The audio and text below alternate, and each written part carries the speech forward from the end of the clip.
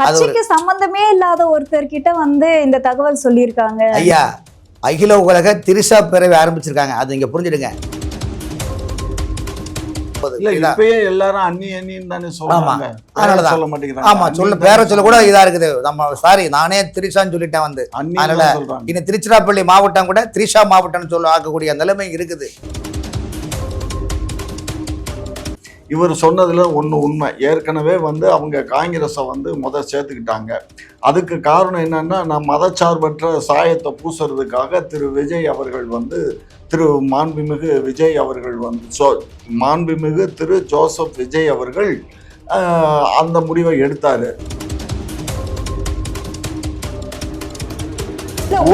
பத்தி அப்போ திமுக காரர்கள் சொல்றாங்களா? அப்ப திமுக ஊழலே பண்ணலையா? திமுக ஊழல் பண்ணா அது இலை மரபு காய் மரபா இருக்கும். ஊழல் தானே.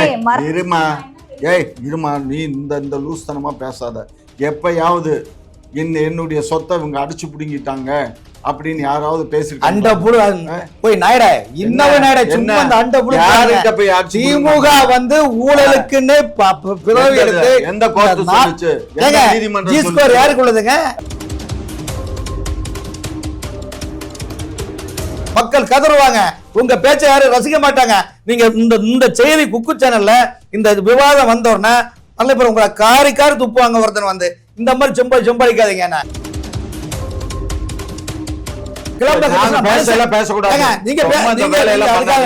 ஆட்சி இல்லங்க, ஆட்சி இல்லங்க. அது புரிஞ்சுடுங்க. நீங்க திமுக ஆட்சி வரும்போது ஒவ்வொரு முறையும் டீல வரும்போது திமுக இவர்தான்.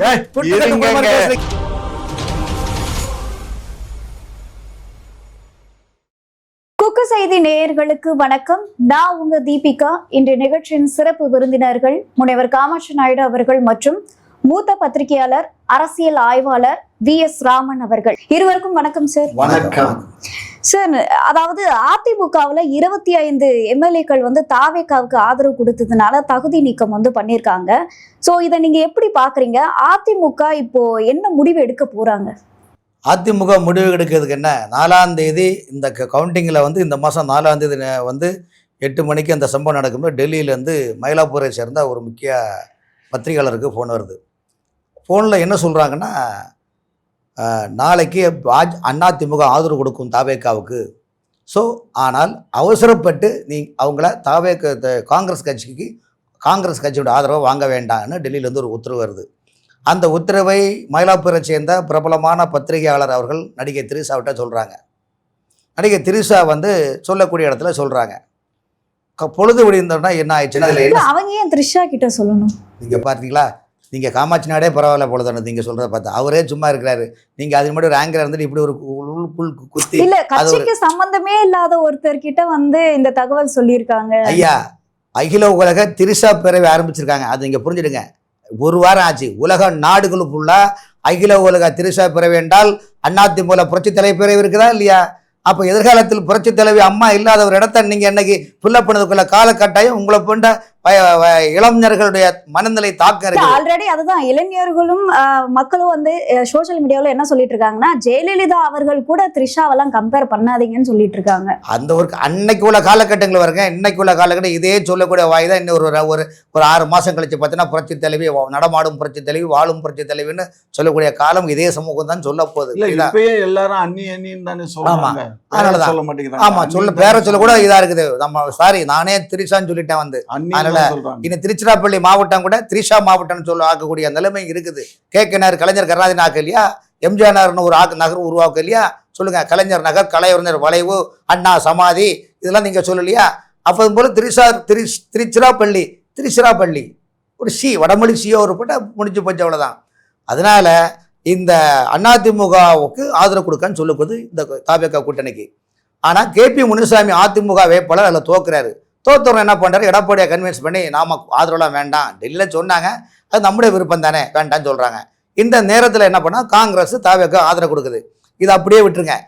அப்போ வந்து என்ன ஆகுன்னா, அதிமுகவில் இருக்கிற வேலுமணி இவங்க CV சண்முகம் என்ன சொல்கிறாங்கன்னா, எடப்பாடியை பார்த்துக்க பாருங்க, 5 வருஷம் ஆட்சியில் இல்லை, திரும்பவும் 5 வருஷம் இல்லாமல் போனால் கட்சிக்காரங்க சோர்ந்து போயிடுவாங்க, பாதி பேர் கட்சியிருந்து ஓடுறாங்க, இளம் தலைமுறைகள் ஃபுல்லாக விஜய் பின்னால் போகிறக்கூடிய வாய்ப்பு இருக்குது. அதனால் நாம் அதிமுகவில் 47 MLAக்களும் தாவேக்காவுக்கு ஆதரவு கொடுத்து கூட்டணி ஆட்சி பங்கு பெறுவோன்னு சொன்னாங்க. இதில் சகுனியாக இருந்த கேபி முனுசாமி வேண்டாம், ஏன்னா அவர் தோத்துட்டார்லன்னு சொன்னால அதுக்கப்புறம் தான் கட்சி பிளக்குது. கட்சி பிளந்தோன்னு 25 எம்எல்ஏ சேர்ந்து விஜயை சந்தித்து ஆதரவு கொடுக்குறாங்க. ஆதரவு கொடுத்தா அன்னைக்கு நைட்டு 20 எடப்பாடி பழனிசாமி கட்சியிலேருந்து நிர்வாகிகளாம் தூக்கி இங்கே போனவங்களாம் கட்சியில் தூக்கி மாறி மாறி இருந்தது. இந்த நேரத்தில் நைட்டில் என்ன பண்ணுறாங்கன்னா, அந்த வேலுமணிக்கு ஆதரவாளர் போனால் டெல்லிக்கு ஆப்ரேட் பண்ணுறாங்க. ஏன்னா இந்த மாதிரி நடந்துருக்கு. டெல்லிக்காரங்க ஓடி போயிருந்த பக்கத்தில் வந்துடாத, இதே புலப்பா போச்சு உங்களுக்கு. ஏன்டா 2021 டிடிவி தினகரன் பிரிஞ்சு போனார், அதை நம்ம கூட கூட்டணி சேர்ந்து ஆரம்பிப்போன்னு சொன்ன பிறகு நீங்கள் கேட்டிங்களா? இல்லை, அதனால தேவையில்லாத மேட்டு கூரை ஏறி கோழி பிடிக்க தெரியும், வானை ஏறி வைகுண்டம் போன கதை மாதிரி ஆயிடக்கூடாது உங்கள் நிலைமை என்ன சொன்னவர்னே. எந்த வேகத்தில் சொன்னார்களோ மரலகி, சிவி சண்முகம், வேலுமணி தலைவர்கள்லாம் அண்ணன் எடப்பாடி அண்ணன் எங்களுக்கும் தானே பொதுச்செயலர், அவசரப்படி அவர் கட்சியில் எல்லாரும் நீக்கிட்டாரே, வாங்க பேசுவோம், நீங்கள் அழைத்தா உட்காந்து பேசுவோம்னு சொல்லிட்டு கேசி வீராமணி, முன்னாள் அமைச்சர் கேசி வீராமணி அமைச்சர் தூது அனுப்புகிறாங்க. தூதில் என்ன சொல்கிறாங்க, இங்கே பாருங்க, விட்டுருங்க, நம்ம எல்லாரும் சேர்ந்து அதிமுக தாவேக்கு ஆதரவு கொடுப்பேன்னு சொல்லும்போது எடப்பாடி பிடிவாதமாக முடியாதுன்னு சொல்கிறாரு. இன்னைக்கு இல்லை நாளைக்குள்ள ஆளுநரை சந்தித்து அந்த எம்எல்ஏக்களை தகுதி நீக்கம் பண்ணணும், ஆளுநரை சந்தித்து கொடுக்க போகிறாங்க. ஆனால் எதுவாக இருந்தாலும் அது அதிமுக உள்கட்சி பிரச்சனைகள், அதிமுக என்பது இனிமேல் எதிர்காலம் இல்லாத ஒரு சூழ்நிலை இருக்குது. காரணம், தமிழ்நாட்டை பொறுத்த இன்னைக்குள்ள நியூ ஜெனரேஷன் அதிமுக திமுக சட்டமன்ற தேர்தலில் தரைவழி. இதுல இன்னொன்னு சொல்றாங்க என்னன்னா, வேலுமணி சண்முகம் தரப்பினர் நாங்க தான் நிஜமான அதிமுக அப்படின்னு சொல்றாங்க. அவங்க அன்னைக்கு சொன்னாங்க, இப்போ அவங்க ஸ்ருதி குறைஞ்சிட்டு. ஏன்னா டெல்லி விரத உங்க எல்லாம் அது நீங்களாச்சு அவங்களாச்சுன்னு. காரணம் அதிமுக இப்போ இருக்கிற பிரச்சனை என்னன்னா, எடப்பாடி பழனிசாமி 4.5 ஆண்டு காலம் முதலமைச்சராக இருந்தார். அந்த நேரத்தில் அடித்த கொள்ளை, அடித்த பணம், அடித்த வர்த்தகம் எல்லாமே திமுக ஆட்சி வந்தாலும் 5 வருஷமாக இவங்களும் கூட்டி சேர்ந்து வியாபாரம் பண்ணிட்டு இருந்தாங்க. அந்த வியாபாரத்தில் இப்போ தாவேக்கா ஆட்சி வந்தோடனே இப்போ நடந்துட்டு இருக்கிற கான்ட்ராக்ட் பிஸ்னஸ்ஸு, சுரங்க பிஸ்னஸ்ஸு, நிறைய பேர் ஆயிரக்கணக்கான வியாபாரங்கள் இப்போ ஆளுங்கட்சி அட்டாச் பண்ணி தான் அவங்க வியாபாரம் பண்ண முடியும். அப்போ வியாபாரம் பாதிக்கிறதுக்காக தாவேக்கால ஒரு 5 வருஷம் ஓட்டிட்டோம்னா நம்ம அப்படியே ஆட்சி அமைச்சிடலாம் இன்னும் நிலைப்பாட்டில் அந்த இதுக்கு தான் வராங்க. ஆகவே அவர்கள் கொள்கை பிடிப்புக்கால் அல்ல, அவர்களுக்கு பிரச்சனையே கொள்ளை அடிப்பவர்கள் பிரச்சனை, தவிர கொள்கைக்கான நிலைப்பாடு இல்லை என்பது என்னுடைய நிலைப்பாடு. சார், இதை பற்றி நீங்கள் என்ன சார் நினைக்கிறீங்க? இல்லை, இவர் சொன்னதெல்லாம் சார் தான். இன்னைக்கு காலையில் இப்போ கிளம்புறாரு கவர்னரை பார்க்க. ஆமாம், கவர்னர் இதில் ஒன்றும் செய்கிறதுக்கு ஒன்றும் இல்லை, சும்மா ஊங்கிறதுக்கெல்லாம் போன ஆட்சியில் அப்படி தான் நான் கவர்னர்கிட்ட ஊழல் பட்டியல் கொடுக்குறேன், அந்த கொடுக்குறேன், இதை கொடுக்குறேன்னு போயிட்டு தெரிஞ்சார். எடப்பாடி நல்ல மனுஷனா கெட்ட மனுஷனான்னா என்னால் சொல்ல இயலலை. ஏன்னு கேட்டிங்கன்னா, சுயநலம் இருக்கலாம், ஓரளவுக்கு தான் சுயநலம் இருக்கணும் ஒவ்வொரு மனிதனுக்கும். பொதுநலங்கிற இருக்கவன் தான் அரசியலுக்கு வரணும். பொதுநலமே இல்லாத முழுக்க சுயநலமா சிந்திக்கக்கூடிய ஒருத்தர் நான் இன்னைக்கு இல்லம்மா, எதை வச்சு ஒரு சுயநலமா. ஆமா, இப்ப நம்ம அவங்க என்ன சொல்றாங்க, இப்ப 25 பெருசா 22 பெருசா 25 மெஜாரிட்டி தாவேக்கா கூட கூட்டணி போகணும்னு சொல்றாங்க. அப்ப நீங்க ஒத்துக்கிட்டு தானே போகணும். போயிருந்தா எவ்வளவு கௌரவமா இருக்கும். நீங்க கட்சி தலைவரா அதன் அடிப்படையில தான் இவ்வளவு வருஷமா அதிமுக கட்சி நிறைய தடவை ஆட்சி அமைச்சிருக்காங்க. சோ அந்த ஒரு பெரிய கட்சி இப்ப உங்க கூட இணையறதுக்கு கொஞ்சம் யோசிப்பாங்க. இணையலடா, நான் சொல்றது உங்களுக்கு புரியல. கூட்டணி தான், கூட்டணி வைக்கிறோம். இவங்க சொல்றதை அவங்க கேட்கலைன்னா வெளியில போறாங்க, ஆட்சி கவிழ்ந்துரும். புரிஞ்சுதுங்களா? இன்னைக்கு இவங்க டிலே பண்ணதுனால தான் என்னாச்சு, திமுகவுடைய கூட்டணி கட்சியெல்லாம் ஆதரவு தர வேண்டிய ஒரு சூழ்நிலை, இக்கட்டான சூழ்நிலை வந்தது. இவர் சொன்னதுல ஒன்று உண்மை. ஏற்கனவே அவங்க காங்கிரஸை சேர்த்துக்கிட்டாங்க. அதுக்கு காரணம் என்னன்னா, நான் மதச்சார்பற்ற சாயத்தை பூசுறதுக்காக திரு விஜய் அவர்கள் திரு மாண்புமிகு விஜய் அவர்கள் மாண்புமிகு திரு ஜோசப் விஜய் அவர்கள் அந்த முடிவை எடுத்தார். அந்த முடிவின் அடிப்படையில் தான் கம்யூனிஸ்டுகளை சேர்த்தாரு, விடுதலை சிறுத்தைகளை சேர்த்தாரு, முஸ்லீம் லீக்கையும் சேர்த்து அவர் 220 மெஜாரிட்டி 221 வந்துச்சு. அவர் ஏன்னா 3ஆம் தேதி அறிவிக்கணும்னு சொல்லி கவர்னர் உத்தரவு போட்டிருந்தார். மெஜாரிட்டி காட்டணும்னு அந்த மெஜாரிட்டியை ரெடி பண்ணி அவர் சட்டமன்றத்தில் காட்டுறதுக்கு பண்ணியிருந்தார். இதுக்கிடையில் பலனழுவி பாலில் விழுந்த மாதிரி அவர் என்ன பண்ணிட்டாரு, சிவி சண்முகமும் அந்த குரூப்பு அவங்க எல்லாம் என்ன பண்ணாங்க, அவங்கள்ட்ட இருந்து பிரிஞ்சு அவங்க 25 பேரும் ஓட்டு போட்டுட்டாங்க. ஸோ அப்போ இவருக்கு 144 தொகுதிகளில் ஆதரவு ஆகிப்போச்சு. ஸோ பெரிய எண்ணிக்கை. அதனால இவர் ஆட்சி அமைச்சிட்டாரு. ஆட்சி அமைச்சதில் ஒன்றும் இல்லை, ஆட்சி அமைச்சதுக்கு முன்னாடியே இது சபாநாயகர் தேர்தல் நடந்தது, சபாநாயகர்லாம் எடுத்துட்டாங்க. அதே மாதிரி எதிர்கட்சிங்கிறதுனால அவர்களை கடிதம் கொடுத்தாங்க, திரு உதயநிதி அவர்களை வந்து எதிர்கட்சி தலைவராக அறிவிச்சிட்டாங்க. அதே போல் வந்து இவங்க லெட்ரு கொடுத்தாங்க, எங்களை வந்து அறிவிக்கணும் அப்படின்னு. எடப்பாடியும் கொடுத்தாரு, எடப்பாடி கொடுத்ததையும் பெண்டிங்கில் வச்சுக்கிட்டாங்க. இவங்க கொடுத்தாங்க, யார் வேலுமணி தரப்புலையும் கொடுத்தாங்க, அதையும் பெண்டிங்கில் வச்சுக்கிட்டாங்க. அது பெண்டிங்கில் இருக்கும்போது இவங்க சொன்னது சட்ட சிக்கல் வருமானா வராது. ஏன்னா யாருமே கொறடான்னு அறிவிக்கலை. சட்டமன்றத்தில் இன்னார் தான் கொறடான்னு அறிவிச்சிருந்தால்தான் அவர் சொல்கிறத வந்து கேட்கணும்னு இருக்கு. அதையே அவங்க அனுமதிக்காத போது இவங்க சொல்லணுங்கிறது அவசியம் இல்லை. இன்னைக்கு எல்லா ஊடகங்களும் எல்லாம் மேதாவிகள் மாதிரி பேசுகிறானுங்க. சட்டம் இதைத்தான் சொல்லுது. சட்டமன்றத்தில் அறிவிச்சிருந்தா தான் கொறடான்னு, இவர் தான் கொறடான்னு அறிவிச்சிருந்தா தான் அவர் அவங்க கட்சியினுடைய அதிகாரப்பூர்வமான கொறடாவாகுவார். இப்போ 2 பேருமே கொடுத்ததுனால யாரும் அந்த பக்கம் அக்ரி கிருஷ்ணமூர்த்தி இருக்காரா, இந்த பக்கம் நம்ம இவர் இருக்காரா, விஜயபாஸ்கர் இருக்காரா, 2 பேருமே இப்போ அங்கே வெயிட்டிங்கில் தான் இருக்காங்க. யாரையும் அவங்க அறிவிக்கலை. அவங்க அறிவித்த பின்னாடி தான் இந்த நடவடிக்கைகள்லாம் பாயணுமே தவிர அதுக்கு முன்னாடி பண்ண முடியாது. சப்போஸ் இவரை வந்து அறிவிச்சிட்டாங்கன்னு வச்சுக்கோங்க, விஜயபாஸ்கரை. அப்போ விஜயபாஸ்கர் வந்து அந்த 22 பேரையும் வந்து தகுதி நீக்கம் பண்ண முடியுமானா அதுவும் முடியாது. ஏன்னா இது கடந்த காலம் ஆயிடுது. நல்லா புரிஞ்சுக்கோங்க. இவங்க அறிவிக்கிறதுக்கு முன்னாடி நடத்த நடவடிக்கைகள் எதுவும் செல்லாது. இவங்க அறிவித்த பின்னாடி மறுபடியும் ஏதாவது இவங்களுக்கு வந்து ஆதரவு வேணும் அப்படின்னு சொல்லி ஓட்டெடுப்பு நடத்தும் போது அப்ப வாக்களிச்சாதான் அது செல்லும்.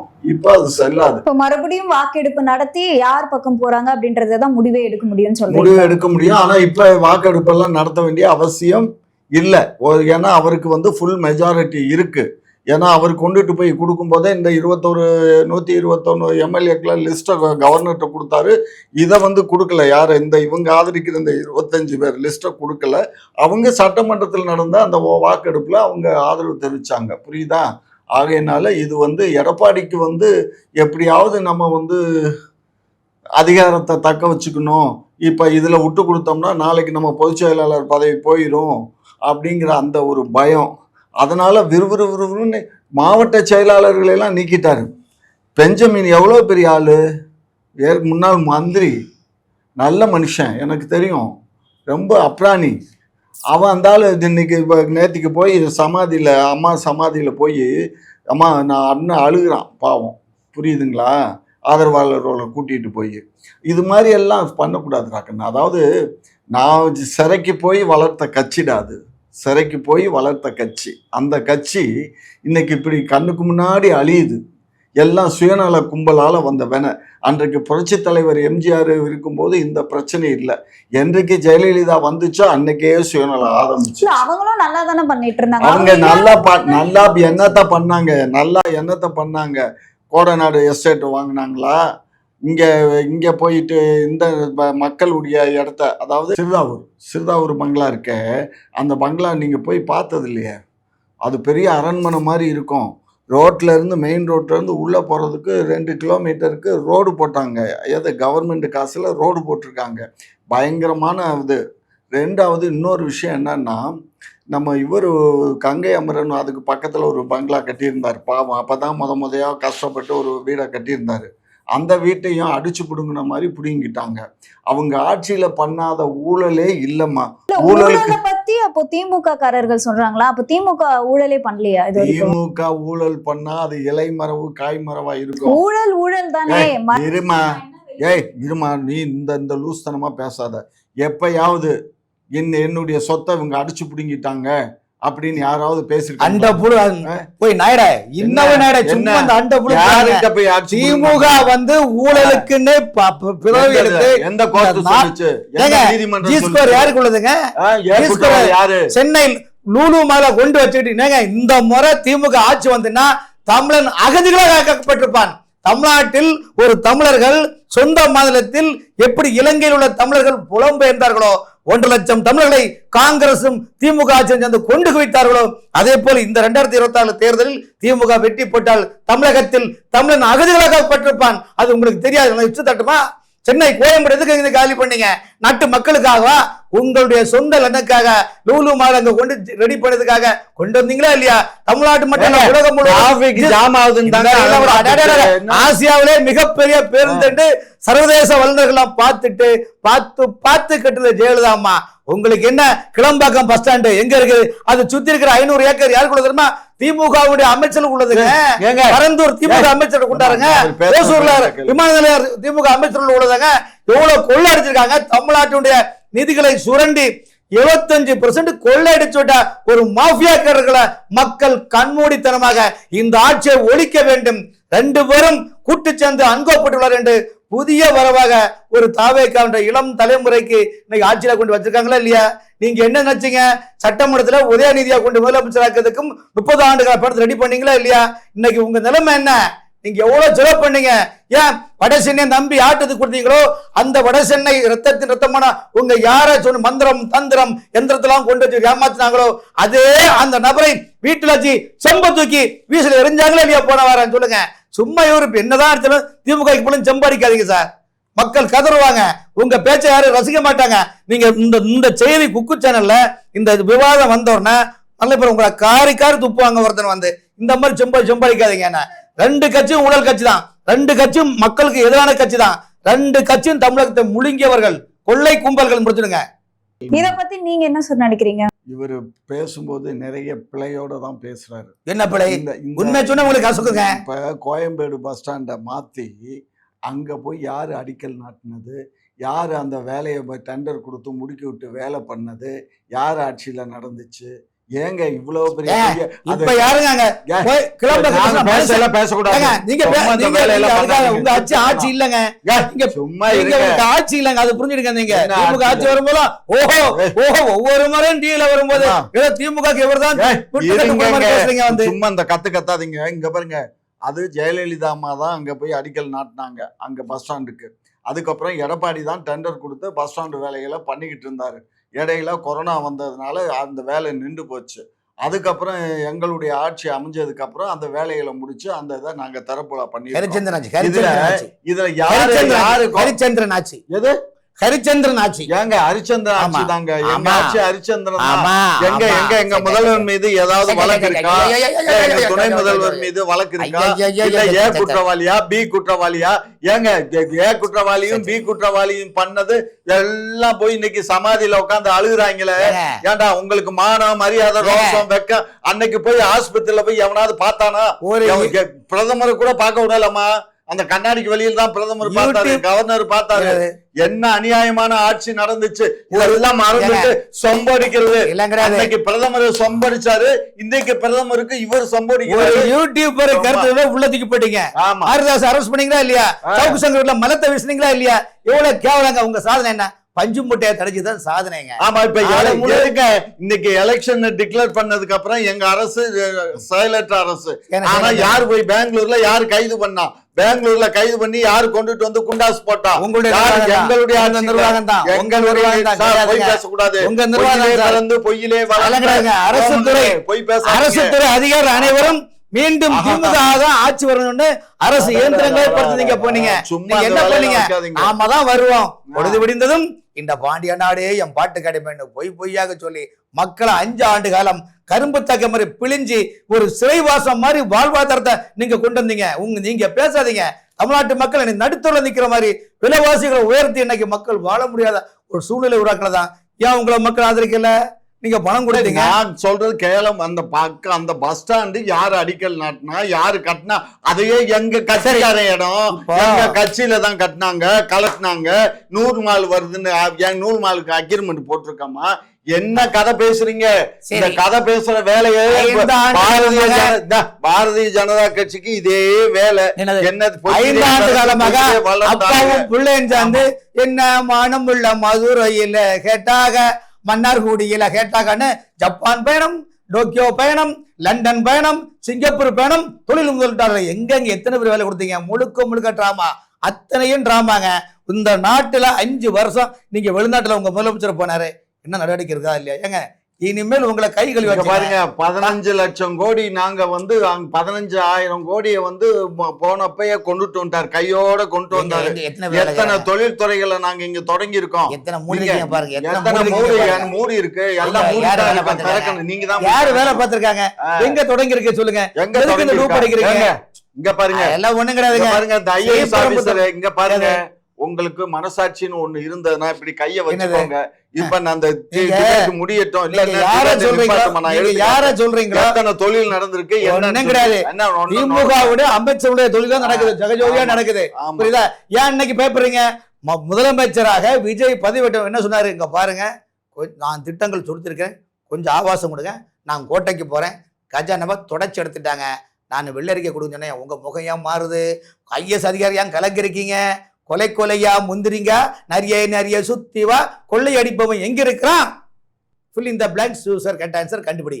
இப்படிப்பட்ட ஒரு ஆட்சிக்கு எவ்வளவு அக்பர் ஹலால் மார்க் கொடுக்காரு. ஏன்னா இவருக்கு மனசாட்சி வேண்டாமா சொல்றாங்க, இந்த ஆட்சி என்னாச்சு, நீங்க என்ன ஆனீங்க இப்ப சார்? இவங்க ஒரு எம்எல்ஏ வந்ததுக்கே இந்த தூதினீங்களே, அந்த எத்தனை எம்எல்ஏ ஆட்சி இரண்டோடு வந்தோம் எம்பிக்களில், இன்று 4 முறை அன்னைக்கு நாங்க ஆட்சியில் அதிகாரத்துக்கு நாங்க அன்னைக்கு துணை போனதுனாலதான் வந்துச்சு. உங்களுக்குள்ள பிஜேபி வர்றதுக்கு காரணமே இந்த திராவிட முன்னேற்ற கழகம் தான், இந்த காமாட்சி நாயுடு தான். தமிழகத்தை பொறுத்தவரையிலும் பிஜேபி உள்ள வரக்கூடாதுன்னு இப்போ எதிர்த்துட்டு இருந்தவன் நீங்க, அப்ப நீங்க தான் கொண்டு வந்தீங்க, நீங்களே ஒத்துக்கிறீங்க. அன்றைக்கு வந்து வாஜ்பாய் அவர்களும் இந்த ராஜ்நாத் அவர்களும் எங்களுடைய மாண்புமிகு முன்னாள் முதலமைச்சர் மறைந்த திரு மு.க. கருணாநிதி அவர்களை சந்தித்து எங்களுக்கு ஆதரவு தாங்க, நாங்க நீங்க சொல்றபடி எல்லாம் கேட்கிறோம்னு கையொப்பம் எடுத்து போட்டதுனாலதான் நாங்க ஆதரவு கொடுத்தோம். நாங்க அன்றைக்கு அந்த 5 ஆண்டு கால ஆட்சி வாஜ்பாய் ஆட்சிக்கு தான் ஆதரவு. வாஜ்பாய் ஆட்சி முடிஞ்சதுக்கு அப்புறம் நாங்க ஆதரவா அப்பயே வாபஸ் வாங்கிட்டு ரிட்டர்ன் வந்துட்டோம். 6 மாசம் இருக்கும் போதே அந்த கூட்டணியை விட்டு விலகி வந்துட்டோம். இது சரித்திரம். இது தெரியாம தான் இந்த மாதிரி பூச்சாண்டி பிடிக்கிற வேலை, பூனை பிடிக்கிற வேலை, இவங்க எல்லாம் மசாஜ் பண்ற வேலை, இதெல்லாம் நம்மகிட்ட காட்டுறாங்க. கழகங்கள் இல்லாத தமிழகம், புரிஞ்சுடுங்க. தமிழ்நாடு என்ன கழகங்கள் இல்லாத தமிழகம், கலவரம் இல்லாத மாநிலம், அது பாஜக இலக்கு, அது விஜய் மூலமாக பூர்த்தி செய்யப்பட்டுள்ளது. மக்கள் இன்னைக்கு ஆதரவு கொடுத்திருக்காங்களா, நீங்க தான் கொடுத்தீங்களா? ஆக மொத்தம் பிஜேபி இலக்கு என்ன, கழகங்கள் இல்லாத தமிழகம் உருவாயிடுச்சா? ஏன் இப்ப பயப்படுறீங்க? திமுக கதிகலங்க இருக்கீங்க. அப்படியா? ஆமா, சும்மா நடிப்பு. அதாவது கீழே விழுந்தாலும் வந்து மீசல மண்ணோட்டல் ஒரு நாடகம் ஓடிட்டு இருக்கு சார். இன்னைக்கு தேயில உங்களுக்கு என்ன வேண்டும் கேளுங்க. முழுக்க மக்களை ஏமாத்துனீங்க. இப்ப கூட முரசொலி பத்திரிகை பாருங்க, இன்னைக்கு பத்திரிகை உடன்பிறப்பே நீங்கள் சொல்லுங்கள், நான் கேட்கிறேன். நீங்க எங்கேயா கேட்டீங்க, கோடியா கொள்ளையடிச்சீங்க. அதுக்கு மக்கள் உங்களுக்கு தந்த பரிசு குளத்தூரே சாட்சி. ஊழலினுடைய ஆட்சி குளத்தூரே சாட்சி என்பது போல இன்னைக்கு மக்கள் பட்டமத்தை போட்டு விட்டாங்க. குளத்தூர் சாட்சி அப்படின்னு சொல்லுங்க. ஆனா எந்த தொகுதியில அவர் பண்ணாரோ இல்லையா, ஆனா குளத்தூர் தொகுதிக்கு நிறைய விஷயங்கள் வந்து பண்ணிருந்துமே அவர் தோற்கப்பட்டிருக்கு. அந்த குளத்தூர்ல 1000 கோடி ஒதுக்கினார்னா 250 கோடி தான் செலவே பண்ணிருக்கிறாங்க. இது நான் புள்ளி விவரம் நிறைய தெரியும். காரணம் என்றால் இல்ல அது சொல்லுங்களேன், அந்த புள்ளி விவரத்தை நாங்களும் கேட்கலாம். ஆமா, எதுக்கு தேவையில்லாம. அதாவது இவர் நம்பினது சேகர் பாபா நம்பினாரு. எப்படி கோயில் மணி ஓசை தன்னை கேட்டதாரோ இங்கு வந்ததாரோ என்று தமிழ்நாட்டில் உள்ள இந்து சமய அறநிலைத்துறை கோயிலுள்ள தெய்வங்களும் சரி, தமிழகத்தில் உள்ள அறநிலைத்துறை பணியாற்றக்கூடிய கடைநிலை ஊழியரிலிருந்து, இணை ஆணையரிலிருந்து, ஆணையரிலிருந்து, கூடுதல் ஆணையரிலிருந்து எல்லாருமே இப்பதான் 5 வருஷம் கழிஞ்சு இப்பதான் மீண்டு வந்திருக்காங்க. அப்பா ஒரு பெருமிச்சு விட்டுருக்காங்க. கோயிலா நடத்துனீங்க, கோயில் நிர்வாகம் நடத்தினீங்க. ஒரு குறிப்பிட்ட ஒரு மொழி பேசக்கூடியவர்களுக்கு மட்டும்தான் இந்த அறநிலையத்துறை நிர்வாகம் செயல்படுத்துவது. மற்ற சமுதாயத்தை சேர்ந்த மக்களுக்கு அல்ல. எனக்கு தெரியும் அங்க என்ன நடக்குன்னு. அறநிலையத்துறை என்ன நடக்குது, அவங்க நிர்வாகத்தை குட்டிச்சோராவைக்கு தமிழகத்தோட அத்தனை அரசு இயந்திரத்தையும் தூரிப்பிடிச்சு வச்சிருக்காங்க. இது வெளியே சொல்ல முடியுமா? சொல்லுங்க.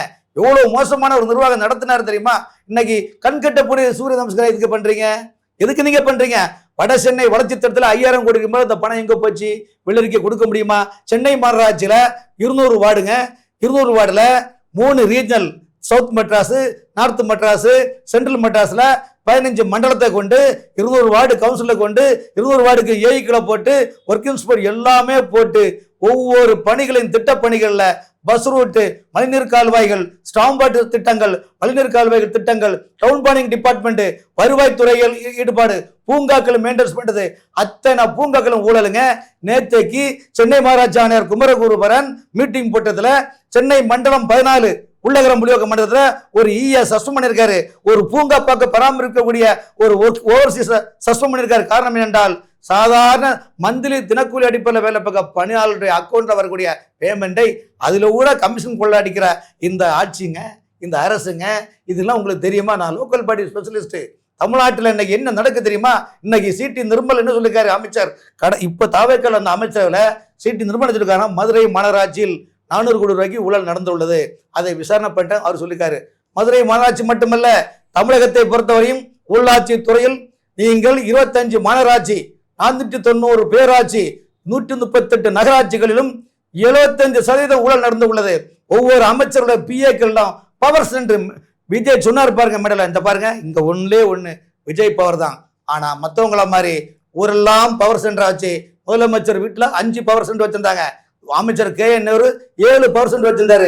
ஆட்சியாங்க நன்றிங்க சொல்லுங்க. சரி, இப்போ இவங்க மேலெல்லாம் வந்து கைது நடவடிக்கை எடுப்பாருன்னு நினைக்கிறீங்களா விஜய்? அதுக்கு மேல ஆட்சியை கவுக்க பாக்குறாங்க. புரியுதா? ஏதாவது குற்றத்தை காட்டி, ஏதாவது காரணத்தை மேற்கொள் காட்டி எப்படியாவது இந்த ஆட்சியை கவுத்த அப்படின்னா நம்ம வந்துலாம் பாக்குறாங்க. நடக்கவே நடக்காது. காரணம், இன்னும் ஒரு 5 ஆண்டு காலத்தில் தமிழ்நாட்டில் சட்டப்பேரவை தேர்தல் நடந்தால் விஜய் அவர்கள் இண்டிவிஜுவலாக 200 சீட்டு வெற்றி பெறுவார். ஏன்னா எந்த கட்சியிலும் அவர் கூட்டணி இல்லாம இருந்தாங்க.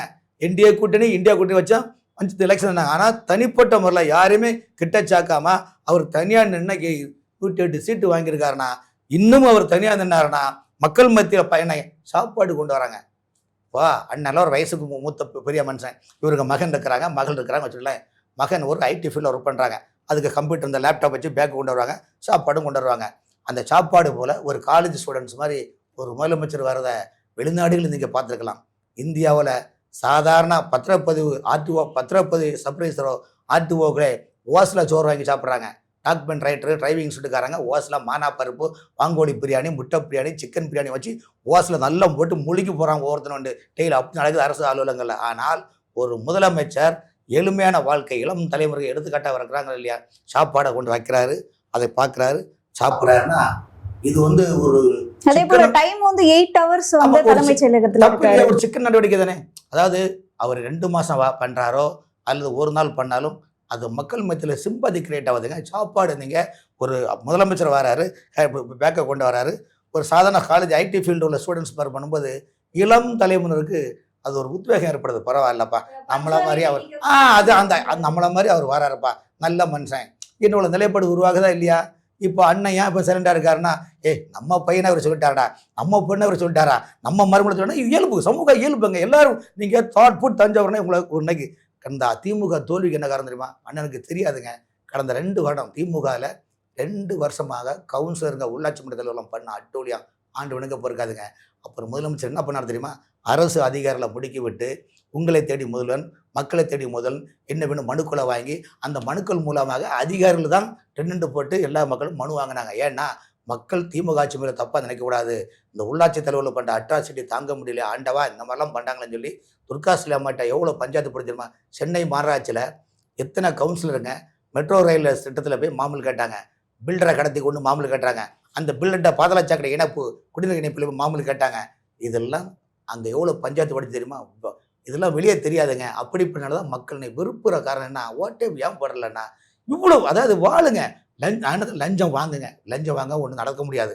ஆனால் தலைவரி கோலத்தோட மதுரையில் தீ வச்சு கொடுத்த கண்ணகி மாதிரி தலைவரி கொடுத்தது அந்த வேகம் வர காரணம் என்றால் அவர் நிரபராதி, நான் நிரபராதி, என் மீது பொய்யான குற்றச்சாட்டை பண்ணி என் கணவரே கொண்டு வைத்தீர்களே, அந்த மதுரை மாநகரம் தீப்பிடித்திருந்து வரலாறுல இருந்ததா இல்லையா? அந்த வரலாறு எவ்வளோ பெரிய வரலாறு. கலைஞர் படித்து படித்து படித்து பல மேடைகளும் பேசி அந்த 50 காப்பியங்களை வைத்து படித்து தான் கலைஞர் ஒரு அமைச்சர் முதலமைச்சர் இருக்கிறாரு. ஏன்னா சாதாரண விஷயம் கிடையாதுங்க. மனிதனாக வாழ அடுவு இருக்கணும், ஆற்றல் இருக்கணும், செயல்கள் இருக்கணும், மக்கள் மீது உள்ள ஈரம் இருக்கணும். எதுவுமே இல்லவா நம்ம ஆட்சி வந்தாச்சுங்க, நம்ம கொள்ளையடி பண்ணி நடத்தாலும் இன்னைக்கு விஜய் மீது இன்னைக்கு மக்கள் மத்தியில் உலக நாடுகள் மட்டுமில்லை எல்லா இளம் தலைமுறை ஒரு ஈர்ப்பு இருக்காங்கன்னா பாரியா சாப்பாடை கொண்டு வராரியா, பரவாயில்லையாப்பா, இந்த ஆஃபீஸில் இருக்காருன்னா எல்லா தலைமைச் செயலத்தில் பெரும்பாலும் அதிகாரியாக இப்போ கலைஞர் போயிருக்காங்க தெரியுமா?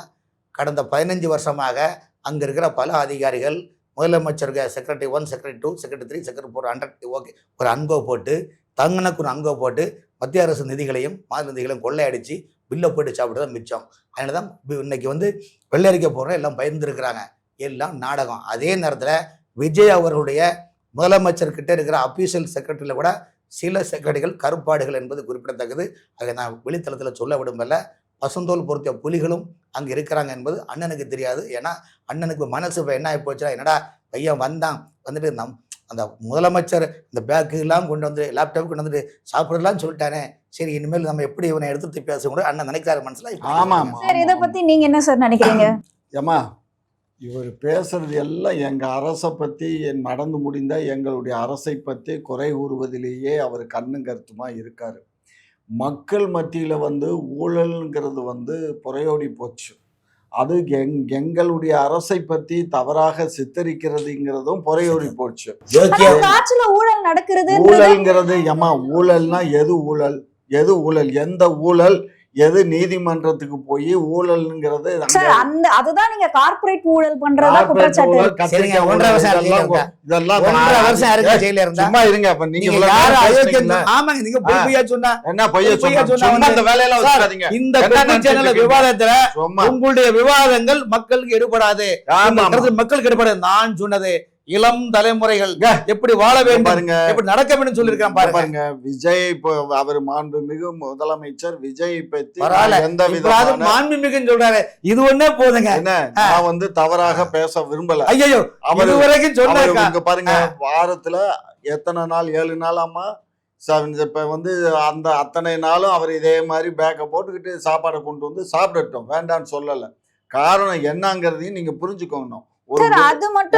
இருமா, ஒரு முதலமைச்சருக்கு வந்து வீடு, அவருக்கு ஆபீஸ் மட்டும் இல்ல, அவருக்கு வந்து வீடுமே ஆபீஸ் தான். ஏன்னு கேட்டீங்கன்னா அப்படித்தான். இப்ப எப்படி கலெக்டருக்கு அதே மாதிரி திமுக குக்கு செய்தி நேயர்களுக்கு மிக்க நன்றி. 72,000 சப்ஸ்கிரைபர் தாண்டி போயிட்டு இருக்கும். இதே போல தொடர்ந்து உங்களுடைய ஆதரவை அளிக்கவும். அது மட்டும் இல்லாம லைக் பண்ணுங்க, ஷேர் பண்ணுங்க, சப்ஸ்கிரைப் பண்ணுங்க, மறக்காம பெல் ஐக்கானையும் கிளிக்